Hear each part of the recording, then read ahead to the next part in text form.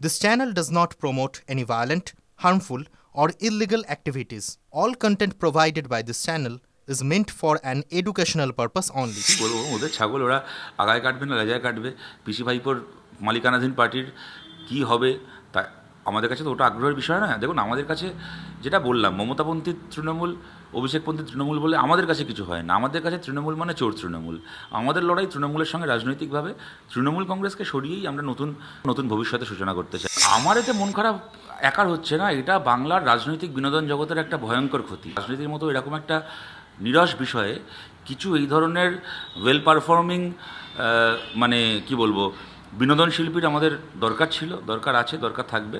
কে কোন পন্থী আমরা জানি না, কিন্তু এরা প্রত্যেকেই তৃণমূলের নেতা। অতএব যে পন্থী লোকই প্যানেলে থাকুক না কেন, তারা দুর্নীতিপন্থী হবে। চক্রান্তের বিরুদ্ধে লড়াই করে ঝাড়খণ্ডে বিজেপিকে ওইভাবে হারিয়ে জিততেন মমতা বন্দ্যোপাধ্যায়, তাকে একবার অভিনন্দন জানালেন না।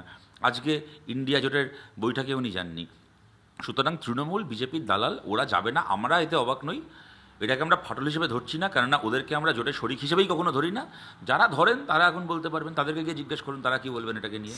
পুলিশ এই ধরনের কোনো ঘটনা ঘটলে সবসময় যে এই ধরনের ঘটনায় তৃণমূল জড়িত থাকে তা নয়, কিন্তু পুলিশ মনে মনে ভয় পায়, যেহেতু বেশিরভাগ গণ্ডগোলেই পশ্চিমবাংলায় তৃণমূল থাকে, তো এক্ষেত্রেও যদি আমরা একটু তদন্ত এগোই, দেখবো ঠিক না ঠিক কোনো তৃণমূল নেতার নাম চলে আসছে। তাই দুপা এগোনোর আগে 10 বার ভাবে। অভিষেক বন্দ্যোপাধ্যায়কে আমি স্বরাষ্ট্রমন্ত্রী দেখতে চাই, এইটা বলার জন্য তাকে শোকজ করা হলো। এর মধ্যে তৃণমূল কংগ্রেসের কি দলীয় ইকুয়েশন কাজ করছে তাতে আমাদের কোনো আগ্রহ নেই, কিন্তু তৃণমূল কংগ্রেসের রাজনীতি এবং নৈতিকতার মানটা কোন জায়গায় সেটাকে আপনারা দেখে বিচার করুন। এই নোংরা দলটাকে আর একদিন বরদাস্ত করা যায় কিনা।